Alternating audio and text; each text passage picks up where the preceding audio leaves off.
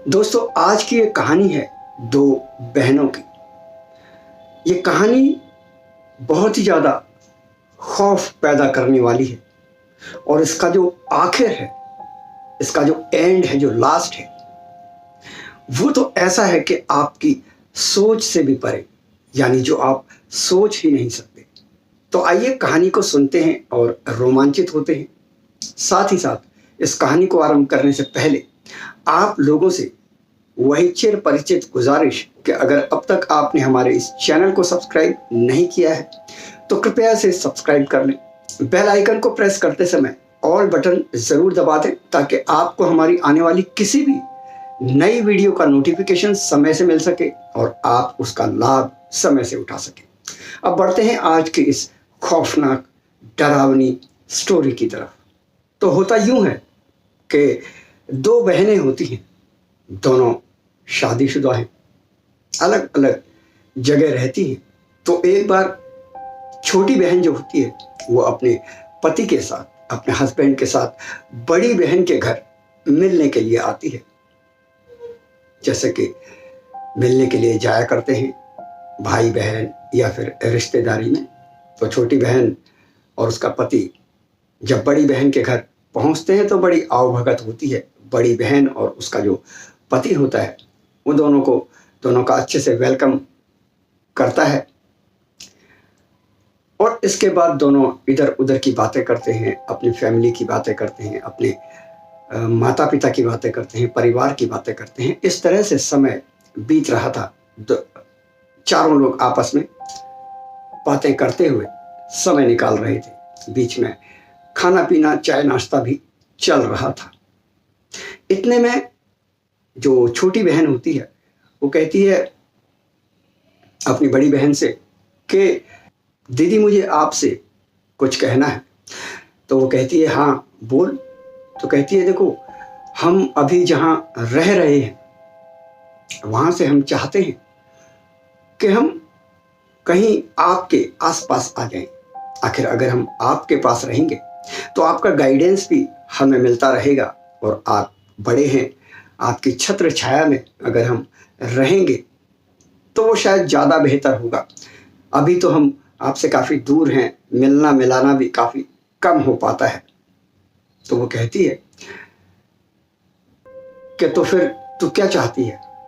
कहती है मैं और मेरे जो हस्बैंड है वो ये चाहते हैं कि हम आपके आसपास कोई घर खरीद लें, पुराना वाला घर अपना बेच दें और यहाँ आकर आपके पास ही रहें। तो वो कहती है, बड़ी बहन कहती है कि ये तो बहुत ही अच्छी बात है, अच्छे विचार हैं। तो वो अपने जो बड़ी बहन होती है अपने पति से इस बारे में बात करती है। तो वो कहती है, तो उसका पति कहता है कि हाँ, यहाँ दो घर छोड़ के एक घर बिकाऊ तो है, काफ़ी पहले से बिकाऊ है, लेकिन उसका जो मालिक है वो उस घर को बेचता नहीं है। तो जो बड़ी बहन होती है वो अपने पति से कहती है कि क्यों नहीं बेचता, क्या ऐसी बात है, क्या ऐसा कोई मसला है, क्या कोई प्रॉब्लम है? तो जो बड़ी बहन का पति होता है वो कहता है कि नहीं, मसला तो कुछ खास नहीं है, ये तो बस विश्वास कर लेने और न कर लेने की बात है। अब क्योंकि ये छोटी बहन और उसका हस्बैंड अभी रुके ही होते हैं इनके यहाँ 1-2 दिन, 2-4 दिन के लिए। तो जो बड़ी बहन का हस्बैंड होता है वो उनसे बोलता है कि घर तो एक है बिकाऊ, लेकिन उसमें थोड़ा बताते हैं, उसका जो मालिक है वो उसको बेचना नहीं चाहता, सेल नहीं करना चाहता। तो छोटी बहन का हस्बैंड कहता है कि आप हमारी एक बार बात करवा दें, देखते हैं अगर एग्री हो गया मालिक तो फिर हम घर देख लेंगे और अगर हमें पसंद आया तो हम ले भी लेंगे। तो अब जो बड़ी बहन का हस्बैंड होता है वो फ़ोन नंबर निकालता है उस मकान मालिक का, जो मकान खाली पड़ा होता है। तो वो जो मकान मालिक होता है वो कहता है कि देखो जी, मैं ये मकान नहीं बेचना चाहता। तो अब जो बड़ी बहन का हस्बैंड होता है वो छोटी बहन के हस्बैंड को फ़ोन थमा देता है और कहता है कि आप मकान मालिक से कहता है आप इनसे बात कर लीजिए। अब ये बात कर रहे हैं छोटी बहन का हस्बैंड और वो मकान मालिक। तो जो छोटी बहन का हस्बैंड है वो कहता है कि देखिए आप हमें घर दिखा दीजिए और अगर कोई प्रॉब्लम है तो वो भी हमें बता दीजिए, मिलकर बात कर लेते हैं। अगर फिर भी बात ना बने तो कोई बात नहीं, पहले तो घर ही पसंद आ जाए। तो जो मकान मालिक होता है कहता है ठीक है, मैं आ जाता हूँ 1-2 दिन में समय निकाल कर, घर भी आपको पसंद आएगा, लेकिन इसके बाद भी मैं यही कहूँगा कि मैं इस घर को बेचना नहीं चाहता। बहरहाल दोनों की बातें ख़त्म हो जाती हैं और 1 दिन के बाद यानी अगले ही दिन वो जो मकान मालिक होता है वो आ जाता है वहाँ पर, जो उस घर का ओनर होता है वो आ जाता है और फिर ये सभी लोग उस घर को देखने के लिए जाते हैं, जो कि 2 घर छोड़कर ही वो घर होता है। घर को देखते हैं, घर बड़ा ही बढ़िया बना होता है, अच्छा बना होता है। पुराना था, करीब 7-8 साल पुराना था, लेकिन अच्छा बना होता है। तो जो छोटी बहन होती है वो अपने हस्बैंड से कहती है कि देखो घर तो पुराना ज़रूर है पर घर अच्छा बना हुआ है और हम इसे ले सकते हैं, हमारे बजट में भी है। अब मकान मालिक जो होता है वो कहता है देखिए मैं इस घर को क्यों नहीं बेचना चाहता, ये मैं पहले क्लियर कर दूं ताकि बाद में कोई संशय की स्थिति ना रह जाए, कोई कंफ्यूजन न रह जाए, ये बात ना हो कि जी आपने हमें ये बात नहीं बताई। तो वो कहते हैं जी बताइए। तो मकान मालिक कहता है देखिए इस घर में ना कुछ इस तरह की प्रॉब्लम्स हैं कि पहले भी यहाँ जो किराएदार मैंने रखे थे वो ज़्यादा नहीं टिके, कोई 15 दिन, कोई 10 दिन, कोई हफ्ता भर। वो कहते थे कि यहाँ कुछ अजीब अजीब चीज़ें होती हैं, कुछ अजीब घटनाएं होती हैं और फिर वो यहाँ से भाग खड़े हुए। उसके बाद मैंने इसको ताला ही लगा दिया, ना मैं किसी को किराए पे देता हूँ पिछले 6-7 साल से, ना मैं इसे बेचता हूँ। मैंने ये मान लिया है कि ये प्रॉपर्टी ही मेरे लिए बेकार हो गई। तो वो जो छोटी बहन होती है और उसका हस्बैंड वो दोनों मुस्कुराते हैं और कहते हैं कि हम तो इन सब चीज़ों में मानते नहीं हैं और ये सब चीज़ें अगर सही कहा जाए तो मात्र अंधविश्वास है, सुपरस्टिशन है और कुछ नहीं है। तो अगर इस बात को लेकर आप अपना मकान नहीं बेच रहे तो हम तो कहते हैं कि आप ये मकान हमें दे दें। बहरहाल मकान मालिक को कोई एतराज़ क्या होना था, उसे तो अपनी प्रॉपर्टी निकालनी थी, जो पैसा निकल जाए वो बेहतर। अब ये डील पक्की हो जाती है। तो छोटी बहन और उसका हस्बैंड दोनों इस घर में आ जाते हैं रहने के लिए। जब ये रहने के लिए आ जाते हैं, पार्टी वार्टी होती है, भाई नया घर है, तो बड़ी बहन और उसका हस्बैंड भी आते हैं। अब ये शायद वे रात भर पार्टी करते हैं, एंजॉय करते हैं और थक हार के फिर सो जाते हैं। अब सुबह होती है, बड़ी बहन और उसका हस्बैंड तो चले जाते हैं अपने घर, ये अपने घर में रह रहे होते। इन्हें करीब 10-12 दिन हुए होते हैं इस घर में रहते हुए और इनके साथ कोई ऐसी कोई अजीब चीज नहीं हो रही थी कि जिससे इन्हें ये लगता कि हाँ भाई जो बातें हमें बताई जा रही थी कि अजीब अजीब चीज़ें होती हैं, कुछ पैरानॉर्मल एक्टिविटीज़ होती हैं जिसकी वजह से ये घर बिक नहीं रहा था, तो ऐसा इन्हें कुछ नज़र नहीं आता। आराम से अपनी लाइफ अब ये गुजार रहे थे।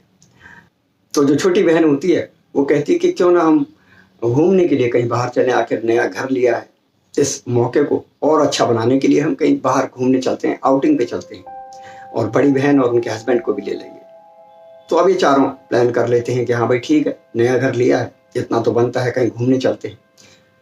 अब जो छोटी बहन का हस्बैंड होता है कहता है यार हम जा रहे हैं, अभी तुम्हारी बड़ी बहन और उनके हस्बैंड भी हमारे साथ ही चलेंगे, तो घर की सिक्योरिटी क्या रहेगी। तो घर की सिक्योरिटी के लिए उसकी जो वाइफ होती है वो कहती है कि ऐसा करो सीसीटीवी कैमरे लगवा दो और उसका कनेक्शन आपके फ़ोन में हो जाएगा। जब भी आपको लगे कुछ या आपको कुछ देखना हो तो आप ऑन करके देख सकते हैं, भाई ठीक है, घर सिक्योर है। अब ये छोटी बहन के हस्बैंड को आइडिया पसंद आता है, वो पूरे घर में सीसीटीवी कैमरे लगवा देता है और कनेक्शन अपने फ़ोन से। अब ये चल पड़ते हैं घूमने के लिए। अब घूमने के लिए जाते हैं नैनीताल। नैनीताल में घूमते हैं। रात में क्या होता है कि ये अपने अपने होटल रूम्स में, बड़ी बहन और उसका हस्बैंड एक रूम में, छोटी बहन और उसका हस्बैंड एक रूम में। अब ये सो रहे होते हैं। नई नई जगह, जैसे कभी होता है ना, नींद नहीं आती, थकान चाहे कितनी हो जाए फिर भी बेचैनी सी रहती है। 2:30-3 बज रहे होते हैं, तो एक जिज्ञासा भी होती है। तो जो छोटी बहन का जो हस्बैंड होता है वो देखता है ये तो सो गई है। ये कहता है यार घर में देखता हूँ, सीसीटीवी चेक करता हूँ घर के हालात। ये अपना फोन ऑन करता है और सीसीटीवी से कनेक्ट होता है घर के। सब तरफ सीसीटीवी लगा रखे हैं इसने घर में, 6-7 जगह।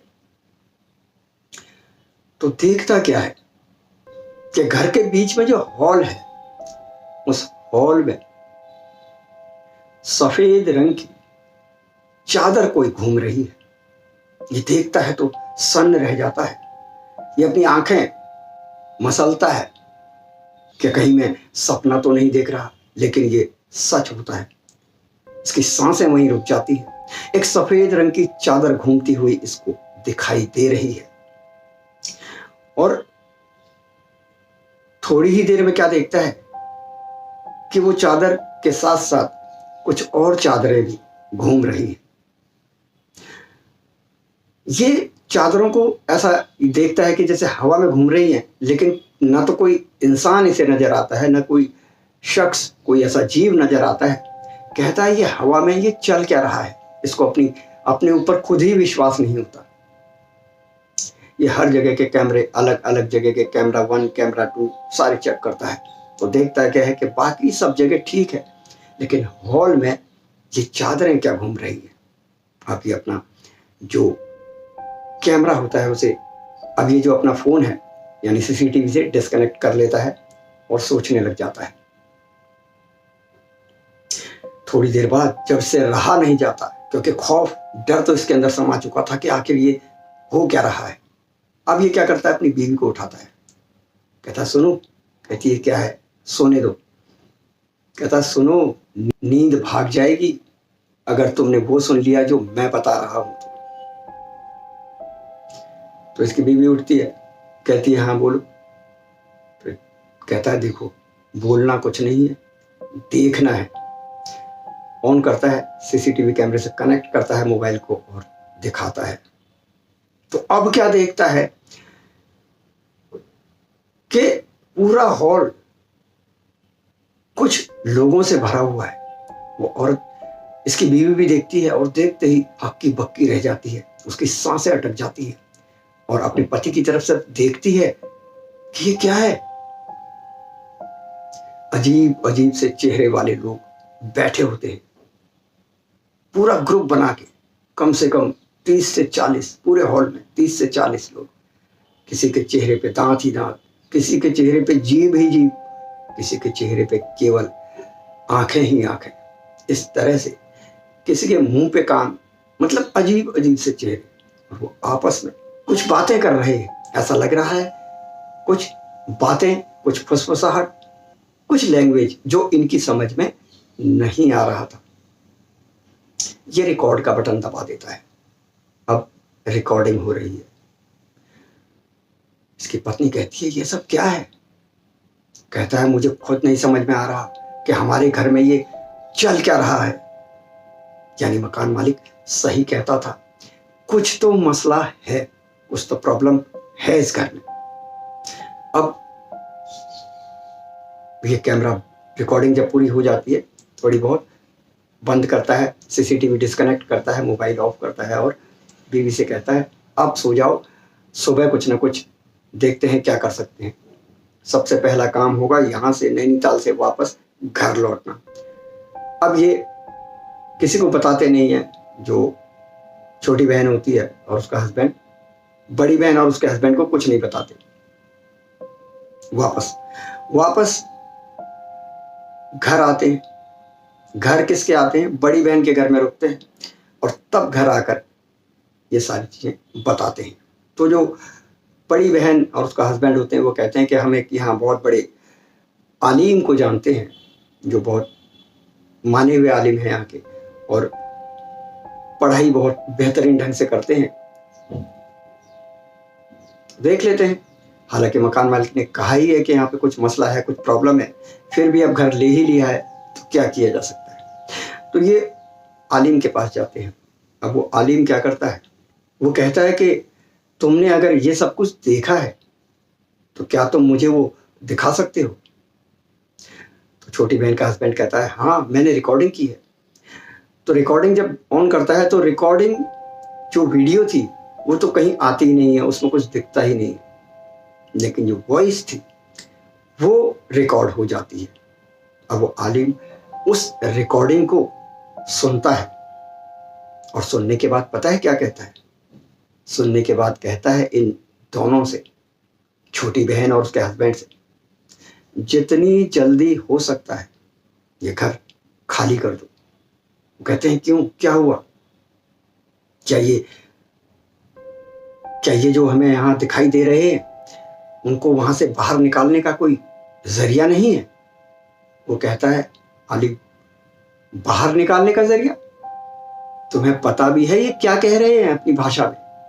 ये कह रहे हैं कि इन पति पत्नी ने इतने साल से हम यहाँ पर रह रहे थे, सालों से ये हमारा ही डेरा है, उसके बाद भी यहाँ पर बिल्डिंग खड़ी कर दी गई, फिर भी हमने इस जगह को नहीं छोड़ा। आज हमारा पूरा कुनबा यहाँ रहता है और अब ये पति पत्नी यहाँ पर आ गए। अगर ये जल्द ही यहाँ से नहीं गए तो इनको हम जलाकर खत्म कर देंगे। अब ये छोटी बहन और उसका पति बुरी तरह से डर जाते हैं। बड़ी बहन और उसका पति भी डर के मारे कांपने लग जाते हैं कि ये क्या है। तो आलिम कहता है वो घर जन्नातों का घर है, वहां जन्नात बसते हैं, उनकी पूरी फैमिली रह रही है उस घर में और आज से नहीं सालों से रह रही है। जब ये बिल्डिंग नहीं थी तब भी उस जगह पर ये जन्नात वहीं रहते थे, लेकिन वहां पर बिल्डिंग खड़ी कर दी गई तो इन्होंने बिल्डिंग को ही इन्होंने उस बिल्डिंग, उस घर को ही अपना घर मान लिया और ये वहीं रहते हैं। और यही वजह है कि वहां पर कोई इंसान टिक नहीं पाता, क्योंकि ये टिकने ही नहीं देंगे। तो तुम्हारी भलाई इसी में है कि इस घर को खाली कर दो, वरना तुम आगे की दुनिया देखने लायक नहीं रह जाओगे। अब ये आलिम से इजाजत लेते हैं और वापस घर आते हैं। डरे सहमे से होते हैं। दोपहर की ही बात होती है, दिन ही दिन में ये उस घर को खाली करते हैं। छोटी बहन और उसका पति, बड़ी बहन और उसका पति भी मदद करते हैं घर को खाली करने में। और खाली करके ये कुछ दिनों के लिए अपनी बड़ी बहन के यहाँ रहती है, दोनों जने रहते हैं।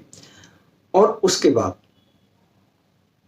अब ये पैसा इनका सारा डूब चुका था, किराए पर ये पास में ही एक घर लेते हैं, दूसरा घर, और वहां पर रहने लगते हैं। तो दोस्तों देखा आपने किस तरह से अगर जबरदस्ती कोई चीज की जाए, यानी मकान मालिक ने भी बताया कि यहाँ मसला है, प्रॉब्लम है, फिर भी इन्होंने उस घर को खरीदा। इस तरह से जानबूझकर परेशानी कभी भी मोल नहीं लेनी चाहिए। अब इन्होंने घर लिया, इन्हें परेशानी हुई अलग, घर जो खरीदा उसमें जो पैसा लगा वो डूबा सो अलग। और अब क्या कर रहे हैं, अब स्थिति ऐसी आ गई कि किराए के घर में रहना पड़ रहा है, गुजर बसर करनी पड़ रही है। तो कहानी यहाँ पर होती है खत्म। कहानी आपको कैसी लगी हमें कमेंट बॉक्स में लिखकर जरूर बताएं। चैनल को कर दें सब्सक्राइब। वीडियो अगर पसंद आई हो तो इसे अधिक से अधिक लोगों तक शेयर करें। मैं लेता हूं अब आपसे आज्ञा, फिर मिलता हूं अगली वीडियो में। नमस्कार।